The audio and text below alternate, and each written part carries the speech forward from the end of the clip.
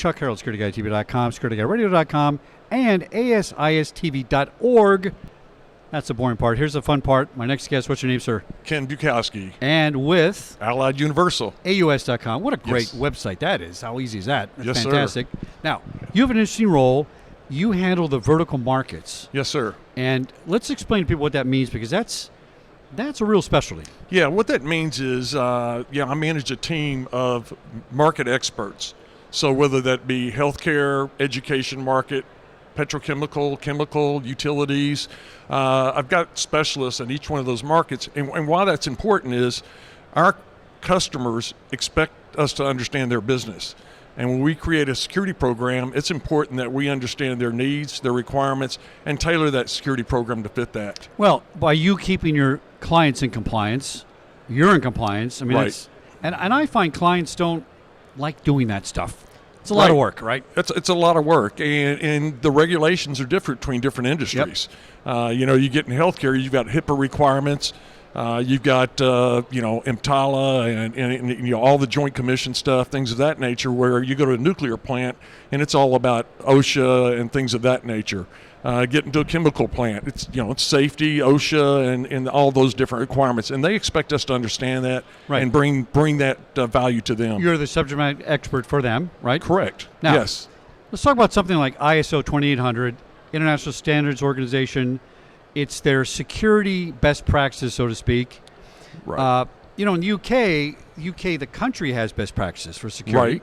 And the whole country says everybody should do it this way. And I've talked to guys over there before. Right. And I tell them it'll never work here.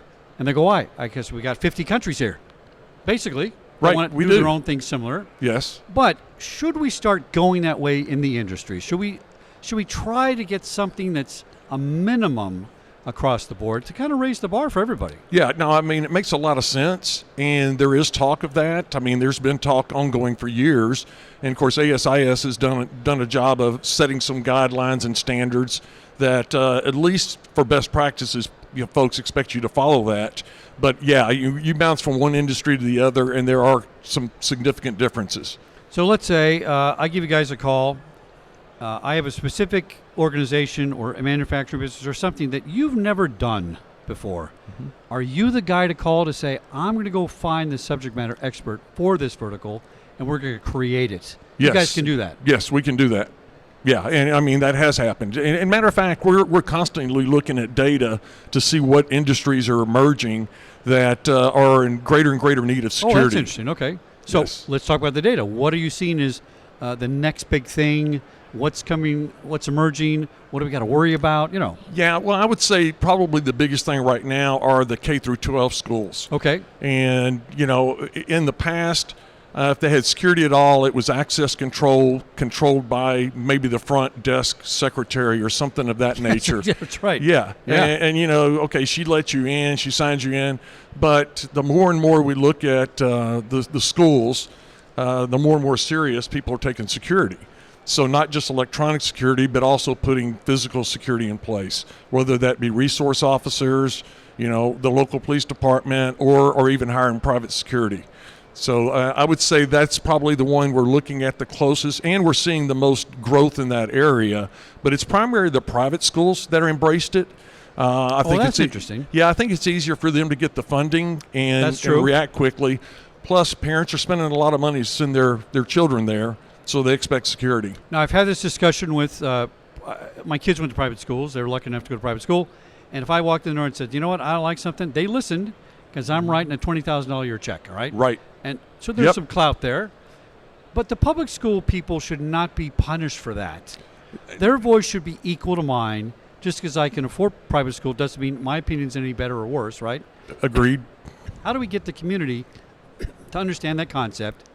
And how can Allied be an advocate for that thing? I mean, you can't really be in the middle of, public-private arguments and stuff. You're a contractor, but somebody needs to champion this concept that we need to protect all schools, all kids, not just ones that have money. Yeah, no, I completely agree.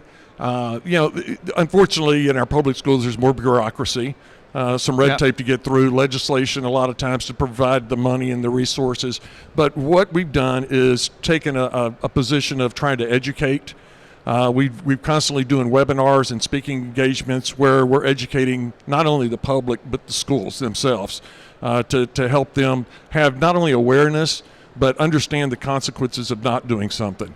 So I'd say that's the way we've taken our leadership role in that stance so far. But we're connected with the local governments and all through our government services group to try to stay in touch with them also on the issue. What would you say is your most challenging vertical market? Who is the most difficult sector you've had to kind of really, dig into and do a lot of work on? Yeah, I would say our healthcare market. Really? All right. Yes, and it's mainly the hospitals. There's so many nuances dealing with patients, visitors that go along with it, hospital staff.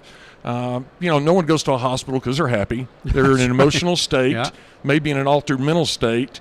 So there's a lot to deal with. Most of them are open, campuses. So people are coming and going, and it's just a difficult environment. But it just requires a lot of training and due diligence and assessing the situation and putting the right program in place. And most people might not know that there's a lot of violence that goes on in hospitals. Yes. It's reported a different way, but it's like a little city, and it has its assaults, it has its murders and rapes and things in an environment you would not expect it. Right. And you really got to be on top of that stuff. Yes. I can see why that'd be most challenging. Yeah, I mean, when it comes to workplace violence, you're 4 times more likely to be assaulted in a hospital than you 4 are times? in. Yes, sir. Wow.